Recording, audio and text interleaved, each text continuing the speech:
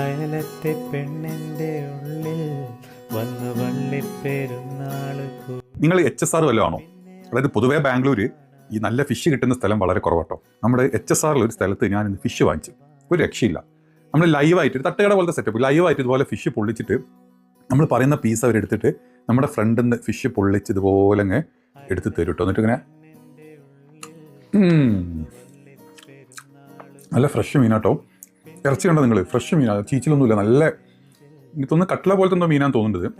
അവിടെ അതുപോലെ നമ്മുടെ ആറ്റുവാളൊക്കെ ഇല്ല, അതുപോലത്തെ മീനുകളൊക്കെ ഉണ്ട്.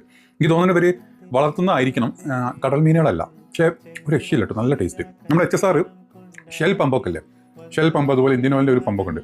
അതിൻ്റെ ഓപ്പോസിറ്റ് ആയിട്ട് ഒരു ഫുഡ് അഫയേഴ്സ് എന്ന് പറഞ്ഞിട്ട് ഒരു ചായ അതുപോലത്തെ സമൂസ കാര്യങ്ങളൊക്കെ കിട്ടുന്ന ചെറിയ സെറ്റപ്പ് ഉണ്ട്. അതിൻ്റെ തൊട്ട് ഓപ്പോസിറ്റ്, അതായത് നിങ്ങൾ ഈ വീഡിയോ കാണുന്ന കേട്ടോ, ഓപ്പോസിറ്റാണ് ഈ കട വരുന്നത്. നമുക്ക് സെലക്ട് ചെയ്ത് കൊടുക്കാം, നമുക്ക് വേണ്ട മീൻ സെലക്ട് ചെയ്ത് കഴിഞ്ഞാൽ അവരപ്പം നമ്മുടെ ഫ്രണ്ടിന് തവ ചെയ്തിട്ടോ കബാബ് ആക്കിയിട്ടോ ഒക്കെ തരും.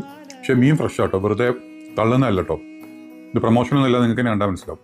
പ്രൊമോഷനും കാര്യമൊന്നുമില്ല, നല്ല ഫ്രഷ് മീനാണ്.